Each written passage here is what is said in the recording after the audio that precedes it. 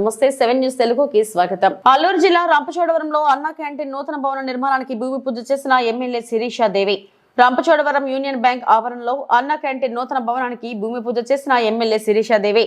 ITDA PO కట్టా సింహాచలం అన్నా canteen నిర్మాణానికి కూటమి ప్రభుత్వం అవకాశం కల్పించారని తెలిపిన ఎమ్మెల్యే పేద ప్రజలకు పట్టడి అన్నం పెట్టాలన్న సంకల్పంతో రాష్ట్ర ముఖ్యమంత్రి నారా చంద్రబాబు నాయుడు మరియు డిప్యూటీ సీఎం పవన్ కళ్యాణ్ దృష్టికి తీసుకెళ్లడం జరిగిందని తెలిపిన ఎమ్మెల్యే టీడీపీ పార్టీ వ్యవస్థాపకులు నందమూరి తారక రామారావు పేరుతో అన్నా క్యాంటీన్ పేద ప్రజలకు 5 రూపాయలకు అన్నం పెట్టే పథకం ఎంతో ఆనందం కలిగిస్తుందని, అందులోనూ ఈ పథకం రంపచోడవరంలో రావడం ఇంకా ఆనందం కలిగిస్తుందని తెలిపిన ఐటీడీఏ పీఓ కట్టా సింహాచలం. ఈ కార్యక్రమంలో కూటమి నాయకులు, కార్యకర్తలు, గ్రామస్తులు పాల్గొన్నారు.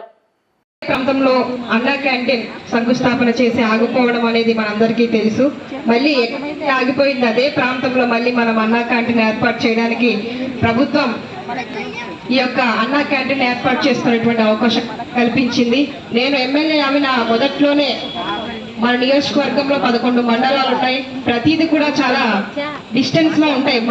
మండలానికి చాలా విస్తీర్ణం కలిగినటువంటి అతిపెద్ద నియోజకవర్గం మాది.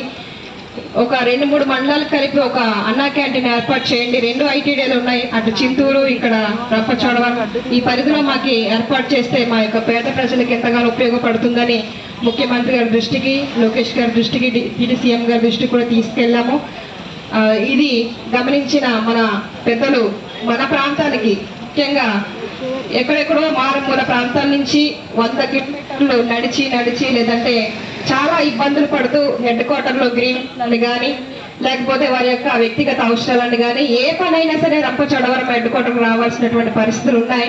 కొందరికి డబ్బులు ఉంటాయి, కొందరికి డబ్బులు ఉండవు. పాపం బ్యాంక్ పని వచ్చినా సరే టైంకి డబ్బులు లేక భోజనం తినకుండా సాయంత్రం వరకు పడిగాపులు కాసి ఇంటికి కాడిక వెళ్ళేటువంటి పరిస్థితులు చాలా మనం చూసాము, జరుగుతా